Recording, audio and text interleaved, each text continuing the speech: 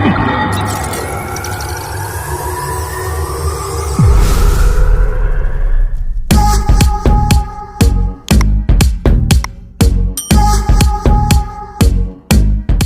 नमस्कार। स्वागत है आपका अखिल भारतीय राजीव गांधी विचार विकास मंच के इस प्लेटफॉर्म पर। और आज हमारे साथ है चर्चा में वरिष्ठ और बहुत ही पुराने सक्षम नेतृत्व जिसे कहा जा सकता है, आम्बेडकरी मूवमेंट में जिन्होंने अपनी जिंदगी लगाई है, एडवोकेट सिद्धार्थ गायकवाड़ जी। दोस्तों, इनका परिचय देने से पहले मैं थोड़ा आपको इनके बैकग्राउंड के बारे में बताना चाहता हूँ। बहुत ही गरीब परिस्थिति से निकले हुए और इन्होंने भले ही एडवोकेट बने हैं, वकालत कर रहे हैं, रनिंग में है, वरिष्ठतम है, लेकिन जब इनकी शुरुआत हुई थी तो भारत बहुजन महासंघ से शुरू हुई थी, जो प्रकाश उर्फ बाबा साहब अम्बेडकर पक्ष चलाते हैं, जिनका नाम आजकल वंचित बहुजन आघाड़ी। तो शुरुआत हम यहीं से करेंगे। सिद्धार्थ जी, आपका स्वागत है Rajiv Gandhi social media channel पर। जय हिंद। तो सिद्धार्थ जी, आपसे मैं पूछना चाहूँगा, हमारे दर्शकों को भी आप बताइए कि भारतीय रिपब्लिकन पार्टी बहुजन महासंघ प्रकाश आंबेडकर की जो पार्टी थी, 2012 तक जो उनकी टीम थी, अमरावती जिले में नहीं संपूर्ण महाराष्ट्र में अमरावती जिले की जो टीम थी, जिसमें आप उस समय में शहर अध्यक्ष पद पर थे, मैं भी आपके साथ में था, आपकी वार्ड में ही था। तो 2012 में अचानक ऐसा क्या हुआ कि आपकी वो पूरी टीम बाबा साहब अम्बेडकर को छोड़कर चले गई? ऐसा क्या प्रॉब्लम हुआ? क्योंकि बाबा साहब अम्बेडकर का जो स्वभाव है, कहीं वो इसके लिए कारण तो नहीं है? नहीं, पॉलिटिक्स जो है, पॉलिटिक्स कोई नेता के स्वभाव के ऊपर निर्भर नहीं होती है। पॉलिटिक्स होती है उनके विचारों के ऊपर निर्भर। जी। और जहां तक आपका कहना है कि 2012 तक मैं सक्रिय था, तो मैं आपको करेक्ट करना चाहता हूँ कि 2012 तक मैं सक्रिय नहीं था। तब मैं भारत बहुजन महासंघ नाम का जो बाबा साहब अम्बेडकर का संगठन था, उसमें मैं काम करता था। उसके बाद 2018 में बाबा साहब ने वंचित बहुजन आघाड़ी का गठन किया जी। और फिर मैं वंचित बहुजन आघाड़ी का शहर अध्यक्ष करके मैं अभी 2 साल, करीब 2 साल पहले तक था। अच्छा। मगर कुछ जो पॉलिटिकल मतभेद है वो होने के कारण मैं अभी सक्रिय नहीं हूँ।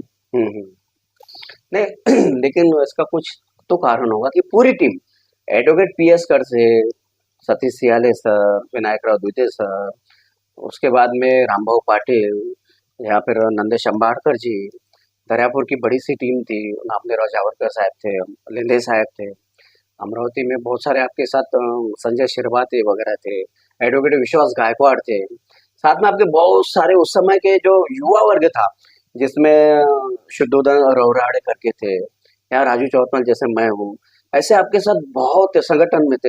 वो एकदम से निकल गए ना, वो उसका प्रभाव जो है वो जनमानस पर भी पड़ा है, अम्बेडकर मूवमेंट पर। क्योंकि कम से कम महाराष्ट्र में आम्बेडकर, बाबा साहब अम्बेडकर के बाद में आम्बेडकरी मूवमेंट जो चलाने वाले हैं, जिनके ऊपर समाज विश्वास दर्शाता है, वो विश्वास बाबा साहब अम्बेडकर ने की वजह से कम हो रहा है या उसकी वजह से आपने संगठन छोड़ा है? पूरी टीम, मैं इंडिविजुअल आपकी बात नहीं कर रहा, पूरी टीम की बात कर रहा हूँ। ऐसा क्या प्रॉब्लम है? क्योंकि मैं भी, मेरे दिल में भी वो सवाल चलते रहते कि ऐसा क्यों होगा। तो मैं आपको बताना चाहता हूँ कि आपने ये जितने भी नाम लिए हैं, यह सब के सब लोग पॉलिटिकल अपेक्षा के तहत बाबा साहब के साथ जुड़े जी। और हर कार्यकर्ता की, हर नेता की पॉलिटिकल अपेक्षा होती है। उनके माइंड में एक सेटअप है कि मैं अगर खासदार बनता हूँ, मैं अगर आमदार बनता हूँ, या मैं कारपोरेटर बनता हूँ, या मैं पंचायत समिति सदस्य बनता हूँ, या सरपंच बनता हूँ, या ग्राम पंचायत सदस्य बनता हूँ, तो ही मैं पॉलिटिक्स में काम करूंगा। अच्छा। और बाबा साहेब अम्बेडकर ने जो कारवा चलाया है पॉलिटिकल, उस कारवा को सैबोटेज करने के लिए बहुत सी शक्तियां काम कर रही थी। जी हाँ। और जब बहुत सी शक्तियां एक विशिष्ट आदमी को दबाने के लिए, सैबोटाइज करने के लिए जब काम करती है, और कार्यकर्ता जब ये देखता है कि मैं सत्ता से कोसों दूर हूं, तब उसमें एक पॉलिटिकल फ्रस्ट्रेशन आता है। और उस पॉलिटिकल फ्रस्ट्रेशन के तहत ये लोग, इन्होंने भारी बहुजन महासंघ छोड़ा, और भारी बहुजन महासंघ छोड़ने के बाद अगर इनकी कोई वैचारिक या तात्विक मतभेद थे बाला साहेब के साथ, या संगठन के साथ अगर तात्विक या वैचारिक मतभेद के कारण अगर इन्होंने पॉलिटिकल पार्टी छोड़ी, ऐसा अगर अपन समझे, तो फिर ये कोई राष्ट्रवादी में गया, कोई कांग्रेस में गया, कोई बसपा में गया, तो ये इन पॉलिटिकल पार्टी में क्यों गए? जब हम इसका आकलन करते हैं तब हमें यह दिखता है कि इनको पॉलिटिकल गेन हुआ नहीं, इसलिए ये सत्ताधारी पार्टी के आश्रित बनने के लिए वहां गए, मगर सभी को कुछ मिला नहीं, कुछ लोगों को कुछ मिला, और बाकी जो लोग हैं आज भी वैसे के वैसे ही है। अभी कुछ उसमें के बुढ़े हो गए, कुछ थक गए, कुछ अपने घर में बैठ गए। अच्छा अच्छा अच्छा। तो सिद्धार्थ जी, बाबा साहब आम्बेडकर के जो मूवमेंट्स है, जब से उन्होंने शुरू किया, आई थिंक 1920 से लेकर 1920 से उन्होंने जो मूवमेंट शुरू किया, उसमें पॉलिटिकल मूवमेंट्स कम थे और सोशलिज्म ज़्यादा था, और उन्होंने समाज के लिए ही अपना जीवन अर्पित भी किया। बाकायदा गांधी से लड़े, नेहरू से लड़े, कांग्रेस की पूरी पार्टी से लड़े, साथ में उस समय में आरएसएस, राम राज्य परिषद जैसे संगठन थे, और हिंदू महासभा विशेषकर, इनके साथ भी लड़े हो, और बाकायदा समाज के लिए वो जो सामाजिक जो मूवमेंट थे उनकी डेट के बाद 1956 के बाद जिनके हाथ में आई, उस मूवमेंट में आप देखेंगे दादा साहब गायकवाड़, दादा साहब गवई, रामदास जी आठवले, प्रकाश आंबेडकर, जोगेंद्र कवाड़े,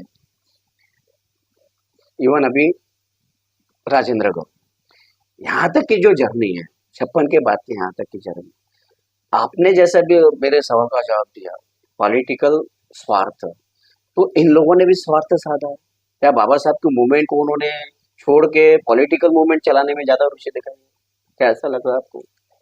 आपने जो कहा है कि बाबा साहब ने एक सोशल मूवमेंट चलाई, और बाबा साहब के महापरिनिर्वाण के बाद जिन लोगों का आपने नाम लिया है, मेरे हिसाब से इनमें से एक भी आदमी ने सोशल मूवमेंट नहीं चलाई, चाहे वो दादा साहब गायकवाड़ हो या अभी तक राजेंद्र गवई हो। जितने भी लोगों के आपने नाम लिए, इन्होंने एक ने भी पॉलिटिकल मूवमेंट नहीं चलाई, इन्होंने सामाजिक मूवमेंट नहीं चलाई। ये सब पॉलिटिकल मूवमेंट चलाने वाले लोग हैं। तो समाज का वाली कौन है फिर?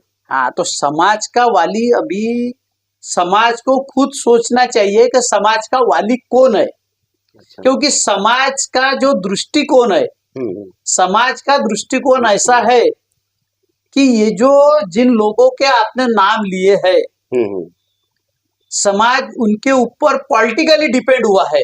अच्छा अच्छा।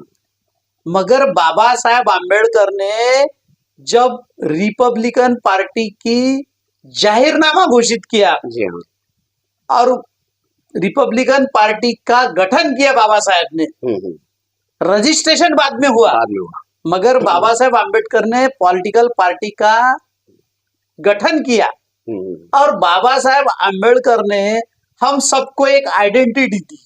अच्छा। वो आइडेंटिटी का नाम है रिपब्लिकन। जी हाँ। मगर बाबा साहेब आम्बेडकर साहब के महापरिनिर्वाण के बाद हमारे जो नेता है और हमारा जो समाज है, दलित, शोषित, वंचित जो भी समाज है, ये बाबा साहेब से ज्यादा होशियार बन गया। अच्छा। और उन्होंने क्या किया कि उन्होंने रिपब्लिकन, ये जो थीम बाबा साहब ने दी थी, जी हाँ, जो रिपब्लिकन संकल्पना दी थी, जिस रिपब्लिकन का जाहिरनामा ही भारतीय कॉन्स्टिट्यूशन था, जी हाँ, उस थीम को इन्होंने ब्रेक करके एक बहुजन नाम की थीम लाई। अच्छा। और बहुजन नाम की थीम से क्या हुआ है?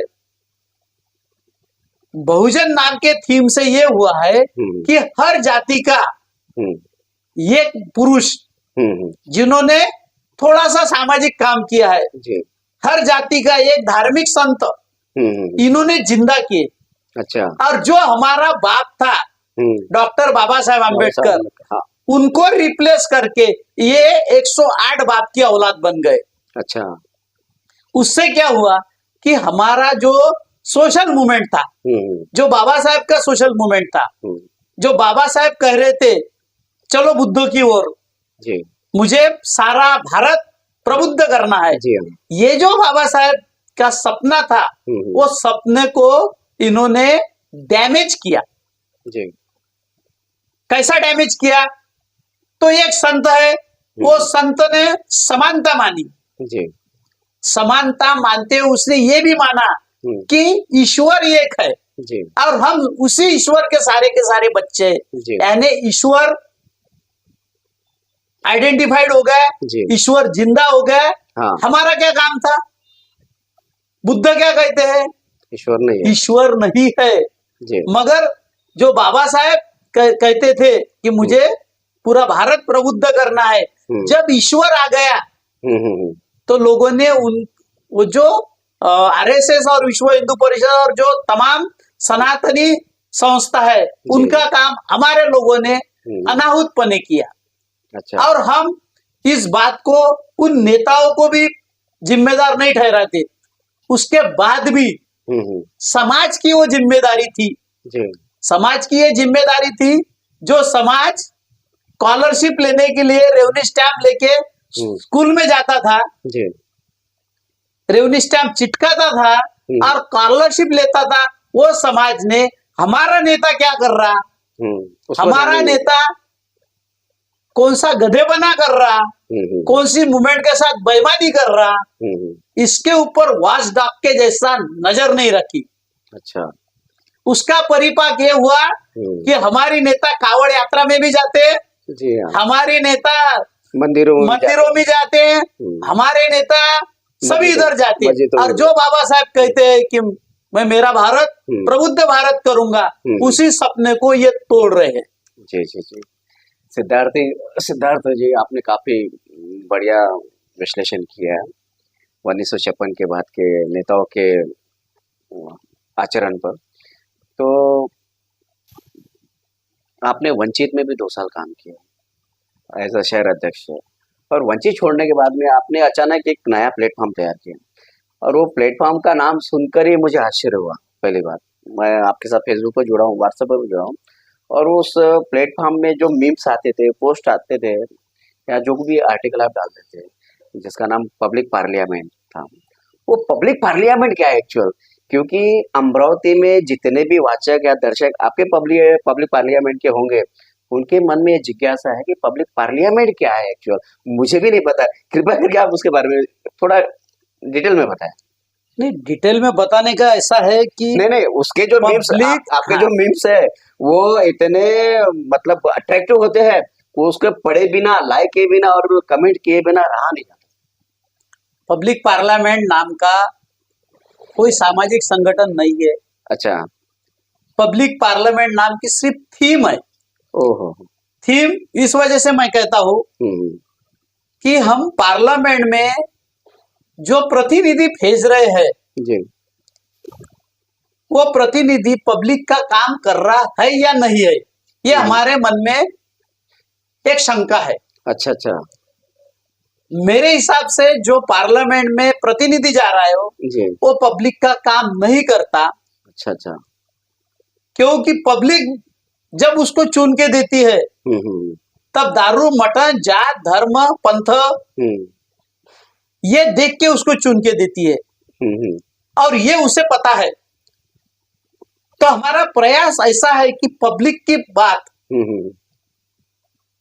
पार्लियामेंट के थ्रू वो अगर नेता अगर नहीं पहुंचाता, तो ये एक जनसंसद है।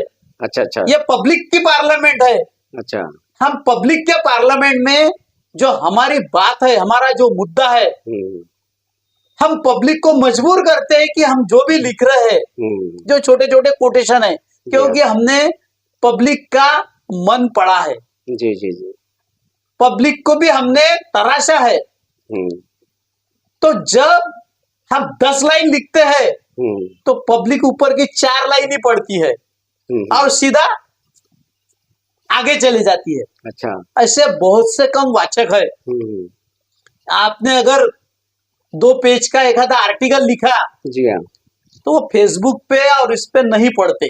जी जी, और वो आर्टिकल अगर हमने न्यूज़पेपर में दिया तो न्यूज़पेपर तो हमारे बाप का है नहीं, हाँ, वो नहीं छापता, वो छापेगा नहीं। और जब हमारे पास न्यूज़पेपर नहीं है और जिस समाज में हम काम करते हैं उसकी पढ़ने की आदत नहीं है, तो इसलिए हमने उसमें से एक शॉर्ट फॉर्म निकाला। अच्छा, कि जो पिक पॉइंट है वो पिक पॉइंट को हाईलाइट करना है, इसलिए हम छोटे छोटे कोटेशन डालते हैं। पब्लिक पार्लियामेंट नाम का सिर्फ एक लिखान का तरीका है, उसका कोई संगठन नहीं है, वो कोई पॉलिटिकल पार्टी नहीं है।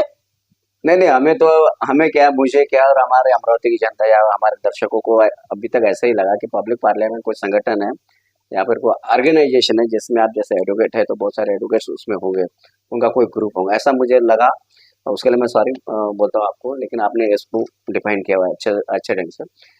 तो पब्लिक पार्लियामेंट का जो काम है आपका, जनता को एक्चुअल जगाना है, उन्हें चटका देकर, उन्हें घाव देकर जगाना है कि अपने कर्तव्य का पालन करें, जो कि मेरे ख्याल से नहीं कर रहे। लेकिन 2023 में 22-23 में एक बड़ी मूवमेंट तैयार हुई, भारत जोड़ो यात्रा की। आपने भी बहुत सारे सुना होगा, वीडियो में देखा है, पेपर में पढ़े होंगे, राहुल गांधी की यात्रा थी।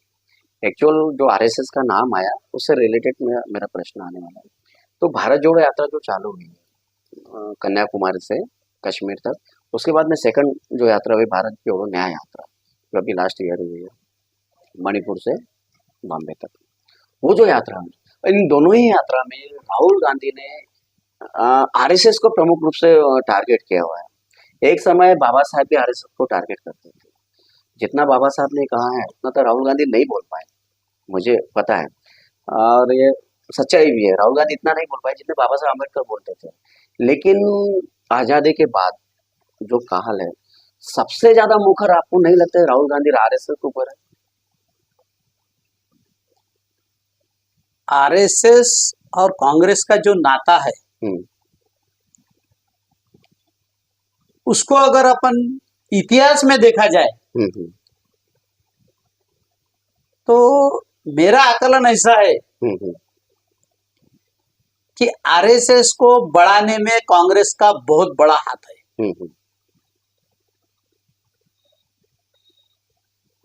शायद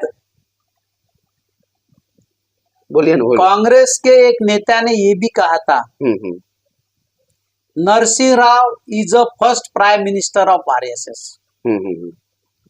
इसका मतलब यह है कि आरएसएस के लोग कांग्रेस में रहकर आरएसएस को बढ़ाने का काम कर रहे थे, और यह बात कांग्रेस से भी दूर नहीं है। यह बात कांग्रेस को भी पता है कि आरएसएस को बढ़ाने में कांग्रेस का हाथ है। मगर आज के कंडीशन में 2014 के बाद जो मुखर हिंदुत्ववादी का मुखौटा आया और जो प्रखरता से अपनी आइडियोलॉजी को सेटअप करने के लिए जो आरएसएस ने काम किया, उससे हुआ क्या? तो उससे हिंदुत्ववादी संगठन के वजह से बीजेपी बहुत ही पावरफुल हो गई। जी। अब जब बीजेपी पावरफुल हो गई तो इस देश में सत्ता करने वाली 60 साल 70 साल जिस कांग्रेस ने सत्ता की वो कांग्रेस कमजोर होती गई। जी। तो फिर बीच में नाटक आया। फिर कांग्रेस ने एक मेरे हिसाब से ऐसा प्लानिंग किया कि बीजेपी को कैसा रोका जाए। जी। तो कांग्रेस ने बीजेपी को रोकने के लिए जो बीजेपी का कट्टर हिंदुत्ववाद था, वो कट्टर हिंदुत्ववाद न स्वीकारते हुए एक सॉफ्ट हिंदुत्ववाद की भूमिका ली। जी हाँ। राहुल गांधी जी का जानवा डाल के मंदिर में जाना, प्रियंका गांधी का गंगा के नदी में डुबकी लगाना, ये उन्होंने ट्राई किया।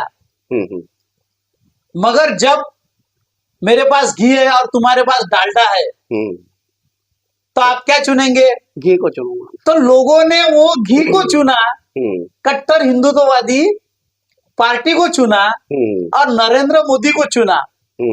जब यह बात राहुल गांधी को पता चली कि we are going to die condition, हम तो मरने के इसमें कगार पे आ गए। जी हाँ। और जब देश का हम इतिहास देखते हैं तो देश का इतिहास सीधा सीधा दिखता है। एक तरफ है ब्राह्मणवाद और दूसरा तरफ है बुद्धवाद। जी हाँ। या उसको अभी आधुनिक इसमें अपन आम्बेडकरवाद कह सकते हैं। जी हाँ। जब ये लड़ाई देखी तो राहुल गांधी ने कांग्रेस को बचाने के लिए उनके पास कोई अल्टरनेटिव नहीं था।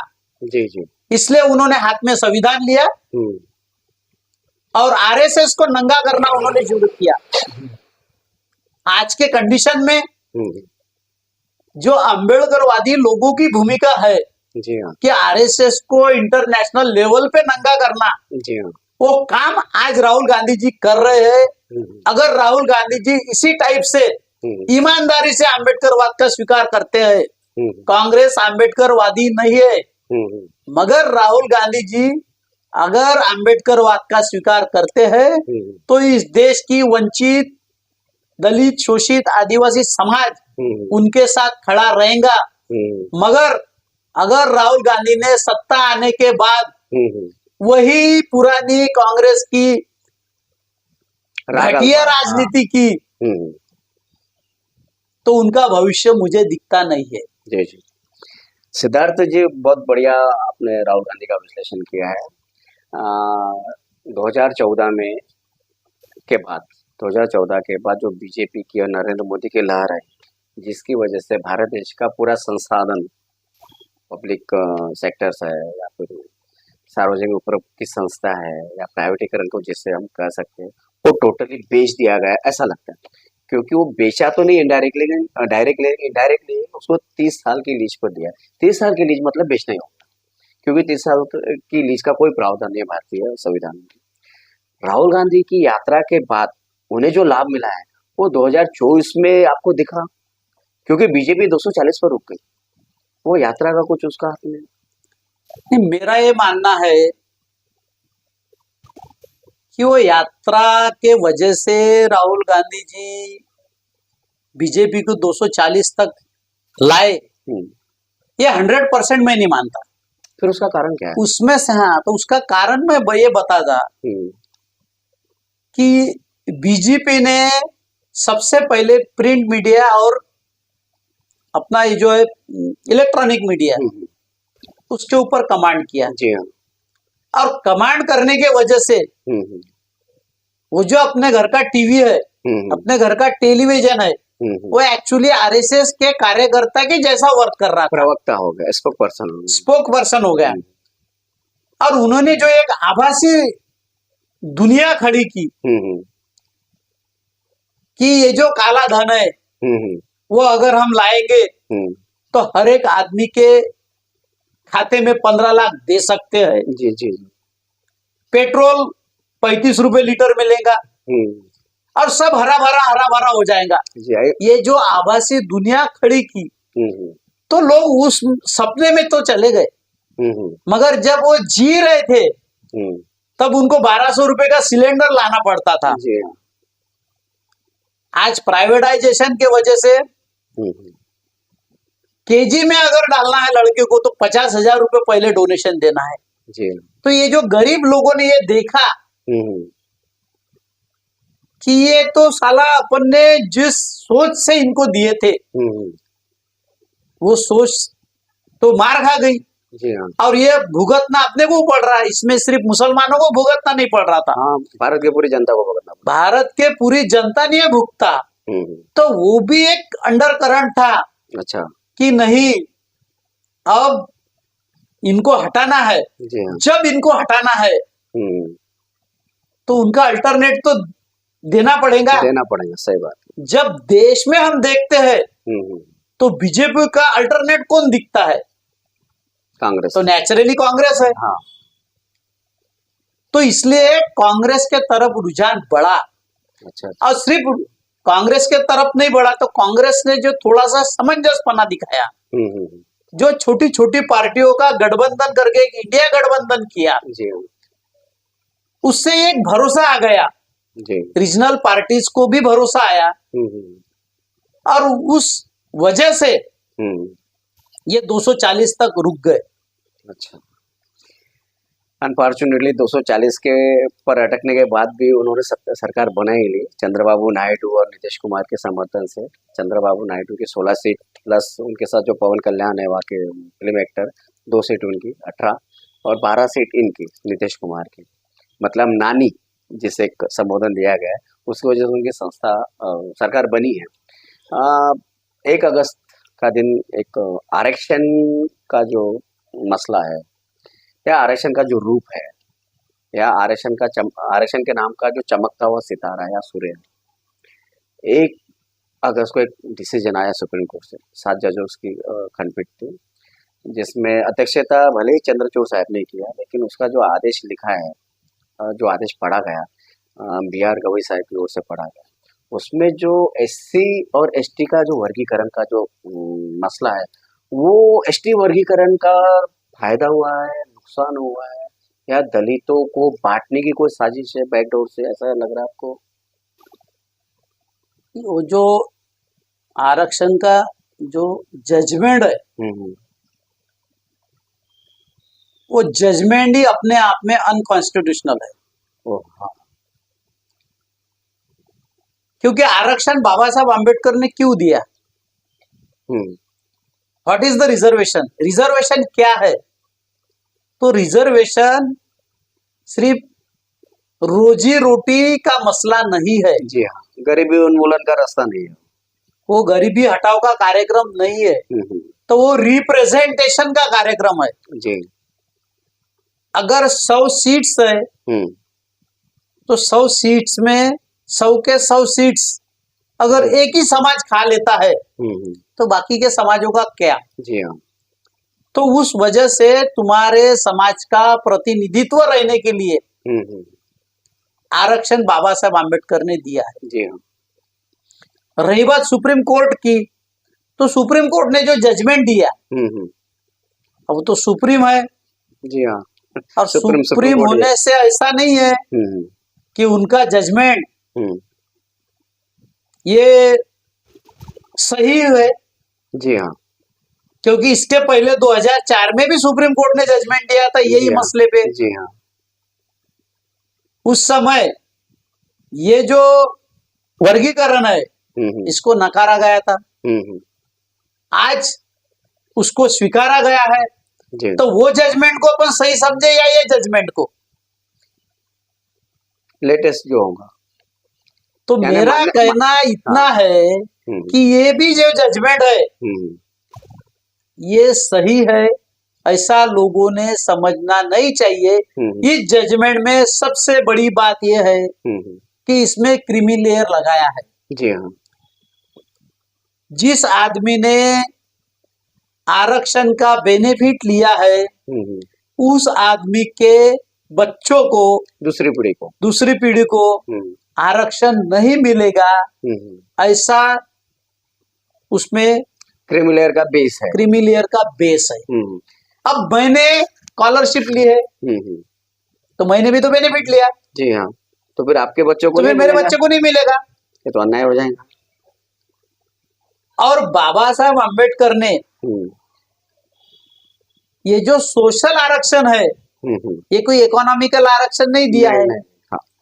अब कल परसों BR गवई साहब अगर चीफ जस्टिस होंगे, हाँ, उनका नंबर है, उनका नंबर है, हाँ, तो पेपर में देख लेना क्या हेडिंग आएंगे। तो पेपर में अगर ये हेडिंग आती है कि एक शेड्यूल कास्ट का आदमी चीफ जस्टिस बन गया है, तो वही अपने आप में वो जजमेंट के ऊपर एक तमाचा रहेगा जी। क्योंकि इकोनॉमिकल कंडीशन दुरुस्त होने से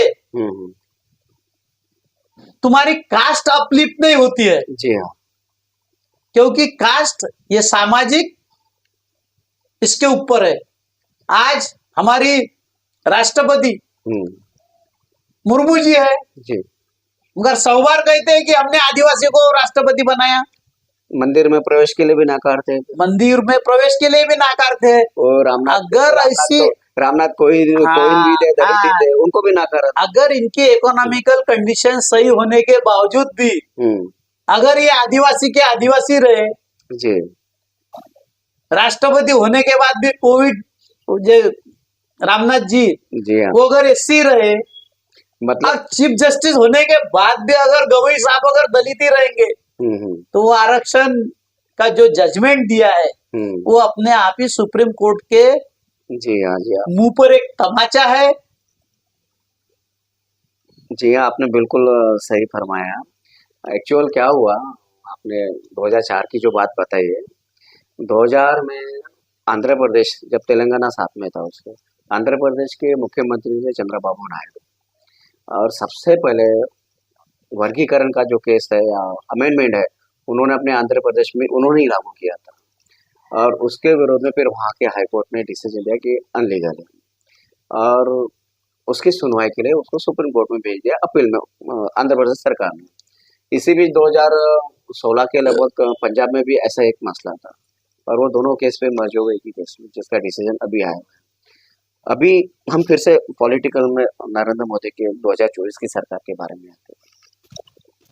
2024 में 240 पर अटकने के बाद जो उनको सीटें चाहिए थे, 30-32 चाहिए थे 272 के लिए, तो चंद्रबाबू नायडू ने उन्हें जो बिन शर्त जो समर्थन दिया, क्योंकि उनकी शर्तें आई नहीं थी सामने, उन्होंने समर्थन दे दिया दूसरे दिन। नीतीश कुमार ने भी अनफॉर्चुनेटली समर्थन दे दिया, जिसका कोई बेस ही नहीं था समर्थन देने का। और इतने में भी आपने देखा होगा कि नरेंद्र मोदी के मंत्रिमंडल में इन्होंने कोई मांग रखी नहीं है मंत्री पद के लिए, जबकि आपको पता है कि इस देश में जब से चंद्रबाबू नायडू राजनीति में आए हैं, सबसे ज्यादा डिमांड करने वाला नेता चंद्रबाबू नायडू है। अटल बिहारी वाजपेयी को हैरान परेशान कर दिया था अपने मांगों से। तो क्या उनका जो वर्गीकरण का सपना था, वो वर्गीकरण